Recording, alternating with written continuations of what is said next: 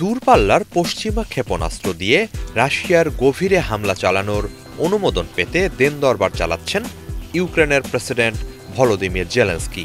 এ নিয়ে যুক্তরাষ্ট্রসহ বিভিন্ন দেশের নেতা ও শীর্ষ কর্মকর্তাদের সঙ্গে একের পর এক আলোচনা চালিয়ে যাচ্ছেন তিনি।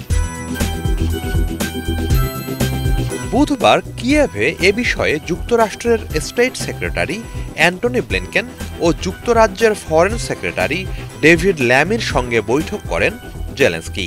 বৈঠক শেষে এক যৌথ সংবাদ সম্মেলনে ব্লিনকেন বলেন, পশ্চিমা ক্ষেপণাস্ত্র ব্যবহার বিষয়ে কিয়েভের প্রস্তাবটি নিয়ে আলোচনা চলছে। কিয়েভকে এ অনুমোদন দেয়া হলে চলমান যুদ্ধ ঘিরে উত্তেজনা আরও বাড়বে বলে গভীর শঙ্কা রয়েছে। এ বিষয়টিকে গুরুত্বের সঙ্গে বিবেচনা করতে হবে। তবে এরপরও যুক্তরাষ্ট্রের প্রেসিডেন্টকে এ বিষয়ে বিস্তারিত অবহিত করা হবে এবং ইউক্রেনের অবস্থান ব্যাখ্যা করা হবে বলে জানান ব্লিনকেন। পুরো বিষয়টি বিবেচনাধীন বলেও জানান তিনি। এর আগে ক্রেমলিনের মুখপাত্র দিমিত্রি পেসকভ দাবি করেন, সম্ভবত এরই মাঝে পশ্চিমা দেশগুলো ইউক্রেনকে তাদের দূরপাল্লার ক্ষেপণাস্ত্র দিয়ে রাশিয়ায় হামলার অনুমোদন দিয়েছে।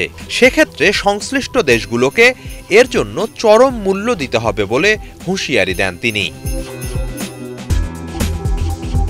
এদিকে রাশিয়ার কার্স্ক প্রদেশে ইউক্রেনীয় সেনাদের অনুপ্রবেশ ও হামলা চালিয়ে যাওয়ার 1 মাসেরও বেশি সময় পেরিয়ে গেছে। এরই মাঝে জোরালো হামলা চালিয়ে তাদের অগ্রগতি রুখে দেওয়ার কথা জানাচ্ছে রাশিয়া। হামলায় কার্স্কে এখন পর্যন্ত 12,200-রও বেশি ইউক্রেনীয় সেনার প্রাণহানির দাবি জানিয়েছেন রুশ সশস্ত্র বাহিনীর মেইন মিলিটারি পলিটিক্যাল ডিপার্টমেন্টের উপপ্রধান major general আপ্তি আলাউদ্দিনভ।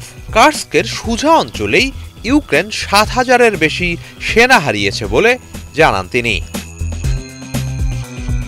হিজল Zobayer, Bangla vision.